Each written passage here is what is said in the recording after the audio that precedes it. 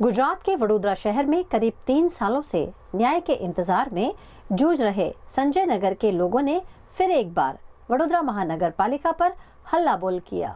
वडोदरा में वारसिया के संजय नगर आवास योजना के लाभार्थी वडोदरा शहर के लोगों को याद ही होंगे, जो करीब 9 साल से न्याय के लिए वडोदरा महानगर पालिका के खिलाफ लड़ रहे हैं, जिनका पिछले 46 महीनों का किराया बाकी है।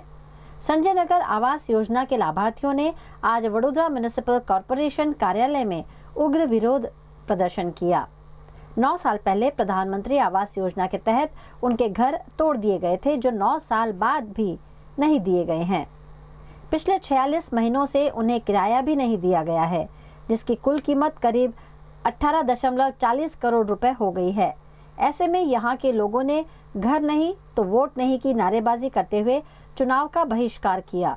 અમારું જે વારસિયા સંજય નગર છે, જે 9 વર્ષ પહેલાં તોડી નાખવામાં આવ્યું હતું પ્રધાનમંત્રી આવાસ યોજનાના નામ પર, અને અમને લોકોને એવું કહેવામાં આવ્યું હતું કે તમને લોકોને 36 મહિનામાં પાક્કા ફ્લેટ ટાઈપ આવાસ ઘર બનાવીને આપીશું।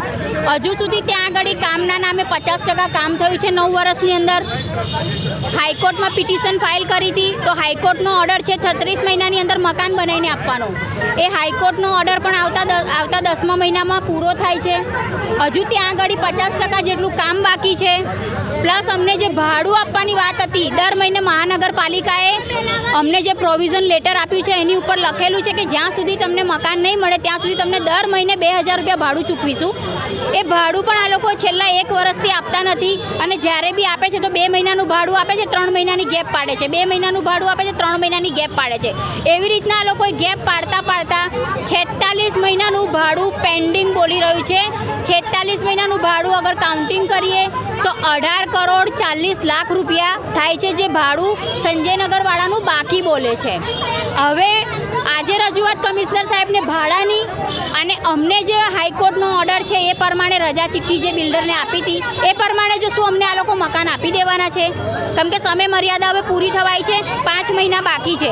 5 મહિનામાં મકાન તમામ 2000 મકાન બની જશે, બધાને મકાન ફાળવી દેવાના છો।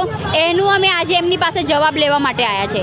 કામ પણ ત્યાં આગળ ઝીરો છે, અત્યારે કામ પણ ચાલુ નથી। છેલ્લા લગભગ 1-1.5 મહિનાથી કામ પણ ત્યાં બંધ છે। આગળ ઇલેક્શન આવે છે, ઇલેક્શન આવે છે તો ઇલેક્શનમાં એવું છે કે ત્યાંના સ્થાનિક જે કોર્પોરેટરો હતા એ કોર્પોરેટરો ગયા વર્ષે બહુ મોટા ઢોલ નગારા સાથે મકાનનું ઓપનિંગ કરવા આવ્યા હતા। તમને લોકોને 2 વર્ષમાં મકાન આપી દઈશું, એ વાતને પણ 5 વર્ષ થઈ ગયા। એ લોકોની ટર્મ બી પૂરી થઈ ગઈ, ફરી એ લોકો ઇલેક્શનમાં ઊભા રહેવાના છે। તો સામે જે ઇલેક્શનના અંદર જે સામેવાળી જે પાર્ટી ઊભી રહેશે એને અમે ચૂંટણીનો બહિષ્કાર કરીશું। અમે એ લોકોને મત આપવાના નથી, કારણ કે અમને મકાન વગરના કર્યા છે એટલે એ લોકો મત વગરના થશે।